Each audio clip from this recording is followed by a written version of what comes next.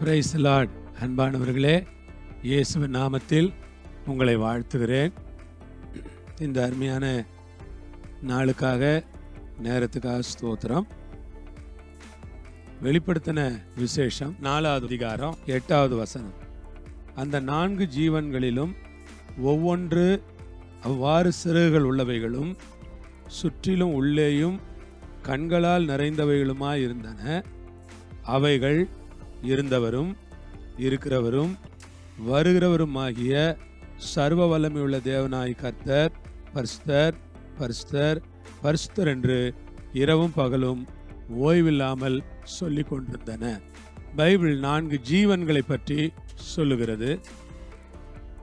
4 ஜீவன்கள் சிங்கத்திற்கு ஒப்பானது முதலாவது, காளைக்கு ஒப்பானது 2வது, மனுஷத்து முகத்திற்கு ஒப்பானது 3வது, கழுகு ஒப்பானது 4வது. இப்படி பரலோகத்தில் இருக்கிற 4 ஜீவன்கள் அடையாளப்படுத்தப்பட்டிருக்கிறது.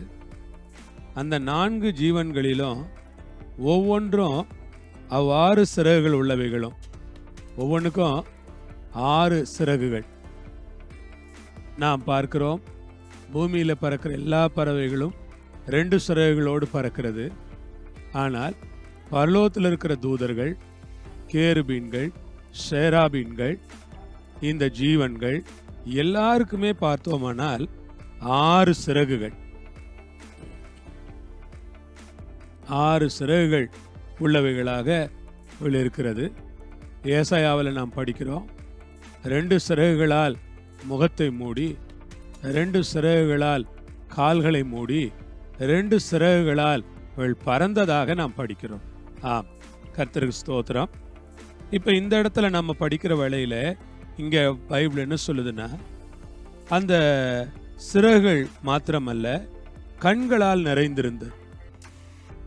அவைகளுக்கு கண்கள் இருந்தது. ஆண்டவருக்கு ஸ்தோத்திரம். பரலோ தேவன் நம்முடைய இரட்சகராக இருப்பதற்காக நான் அவரை ஸ்தோத்திரிக்கிறேன். அவருக்கு கண்கள் உண்டு. அவருடைய படைப்பாகிய இந்த ஜீவன்களுக்கு கண்கள் இருக்கிறது.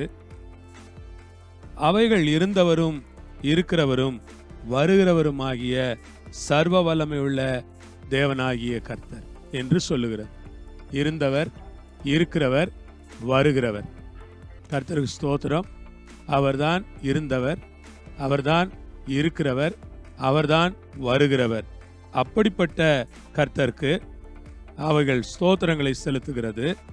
பரிசுத்தர் பரிசுத்தர் பரிசுத்தர் என்று இரவும் பகலும் ஓய்வில்லாமல் சொல்லிக் கொண்டிருந்தன. பரிசுத்தர் பரிசுத்தர் பரிசுத்தர் என்று இரவும் பகலும் ஓய்வில்லாமல் சொல்லிக் கொண்டிருந்தன. ஆண்டவருக்கு ஸ்தோத்திரம். ஆகவே இந்த காலையில் நான் சொல்லுகிறேன், உங்களுக்கு நேரம் கிடைக்கும் போதெல்லாம் இந்த பரிசுத்த தேவனை துதியுங்கள். கர்த்தர் பரிசுத்தர், கர்த்தர் பரிசுத்தர், கர்த்தர் பரிசுத்தர் என்று சொல்லுங்கள். ஆண்டவர் ரொம்ப பரிசுத்தமுள்ளவராக இருக்கிறார். அவருடைய பரிசுத்தம் ரொம்ப ரொம்ப விசேஷமா இருக்கிறது. அந்த பரிசுத்தமுள்ள கர்த்தரை நீங்க சொல்லிக்கொண்டே இருங்க. கர்த்தர் உங்களை ஆசீர்வதிப்பார், உங்களை பரிசுத்தப்படுத்துவார். நாம் ஜெபம் பண்ணலாமா? அன்புள்ள பிதாவே, இந்த வேளைக்காய் ஸ்தோத்திரம் அப்பா. நீர் பரிசுத்தரப்பா.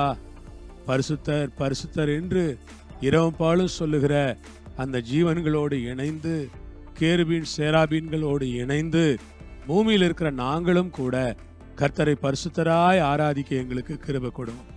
இயேசுவின் நாமத்திலே ஜெபிக்கிறோம் பிதாவே, ஆமென். ஆண்டவர் உங்களை ஆசீர்வதிப்பார். பரிசுத்த தேவன் உங்களோடு இருப்பாராக. அல்லேலூயா.